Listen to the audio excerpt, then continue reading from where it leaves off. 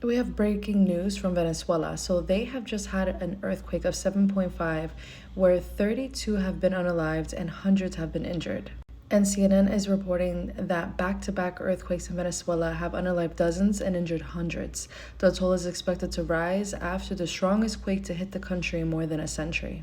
So at first they had a 7.5 magnitude earthquake, and then they had a 7.2 magnitude aftershock. The quake collapsed homes in the capital Caracas and caused widespread destruction in the region. And acting president Delcy Rodriguez has declared a state of emergency, and hundreds of workers are working to find and rescue victims. A Caracas resident who survived the quake that hit the capital in 1967 said today's quakes were unlike anything he has experienced before. Another Caracas resident who escaped the damaged building said the scene was like a horror movie. And more breaking news. So I had seen this earlier, but I was in such a good mood, and I was honestly catching up on the Real Housewives of New Jersey. I'm rewatching it, which is the reason why I didn't report all day yesterday, because we're technically on the 25th. But there has been a lot of reporting on this. So Trump and Cassidy apparently got into it. Let's get into it. Just hours after refusing to sign a bipartisan housing bill that Republicans hope will boost their election year prospects, the president was attending a private lunch Wednesday with the Senate GOP.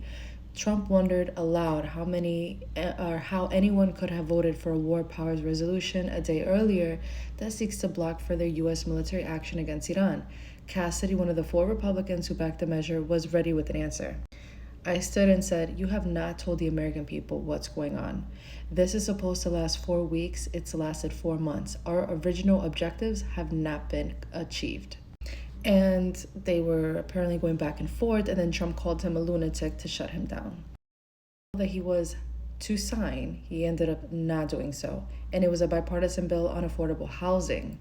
The president posted on social media that the bill signing was off until the Senate passes the bill on elections. It is unclear whether he intends to kill the housing bill. And an hour and a half after he was due to sign the bill at Capitol at noon, the president called lawmakers and some by surprise, declaring on social media that a news conference and signing ceremony was hereby canceled until such a time as we pass the desperately needed Save America Act, which I consider to be a national emergency. And just how there was an earthquake in Venezuela, there was also one in Northern California with injuries reported.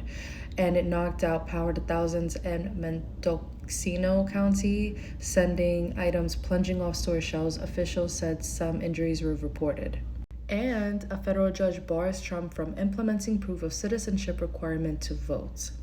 Now that is all the news I have for you guys. I have no idea when I'll be back. I try to sleep. I only got like 2 hours of sleep. I don't know what's wrong with my sleeping schedule. It's just terrible.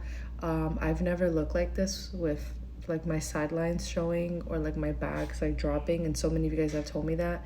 Unfortunately, I'm trying to sleep and it's not working. So besides Benadryl, if anybody has any like tips and tricks on how to go to sleep, let me know.